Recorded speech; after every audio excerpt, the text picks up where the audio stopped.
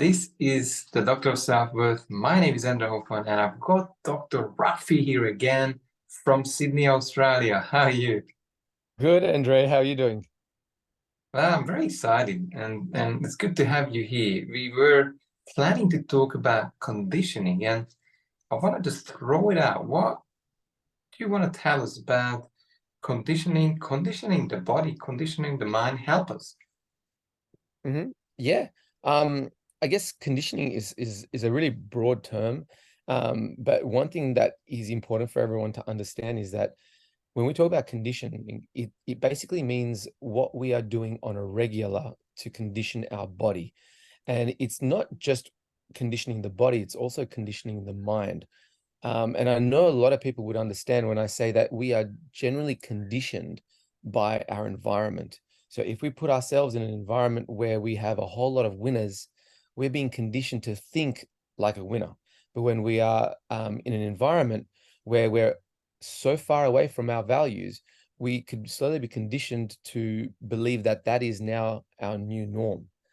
And so I think this is an incredible topic because if we really think about it, everything we do or we see or we smell or we eat conditions the way we think. So if you're a very active person and life gets a little bit busy and you just sit at work and you just make ends meet and you work really, really hard, you slowly condition yourself to realize that movement is not as important to live, but now it's work to live. And so it's quite a dangerous thing in some ways, and in other ways, it's such a wonderful thing. So I think, yeah, I think my big call is for people to realize that if they aren't moving like they used to, if they're not eating as well as they used to, it's because they've been conditioned over time to be this way. And we need to sometimes really be present and mindful of what we do and focus on our goals and continue to move towards our goals, even though the distractions draw us away from those goals. Thanks for that, and I think it's a wonderful highlight of today because most of the time life comes in and life does interruptions. For example, a birth of a child or an event with, a loved one who is sick and you need to take care of them, then you may find yourself, rightly so, neglecting an area of life. But if that is a prolonged thing, you could pretty much lose you as number one in your life. And then that conditioning really kicks in through habits and how you spend your time.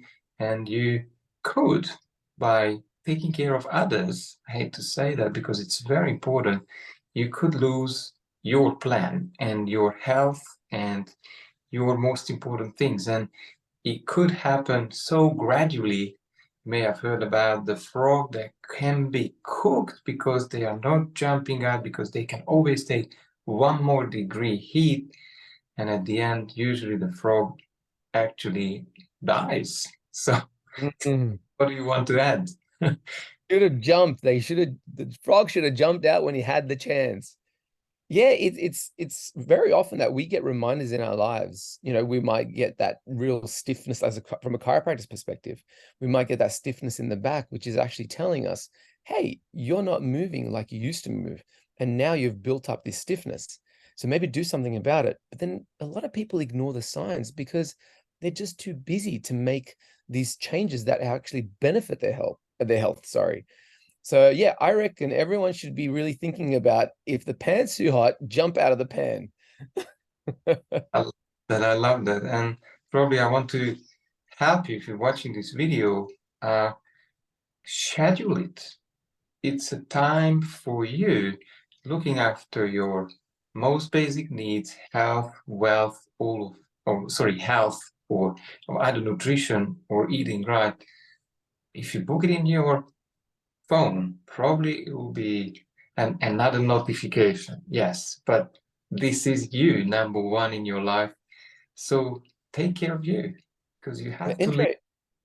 Andre, people need those notifications these days because they put so much into their lives that as bad as it sounds, I mean, I think I agree with you, like that whole rolling the eyes of another notification. Why are we crowding our lives?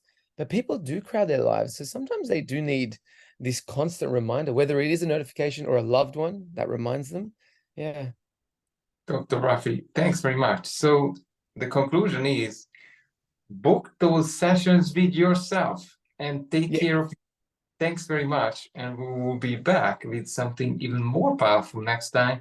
Drop any comments and questions and see you soon.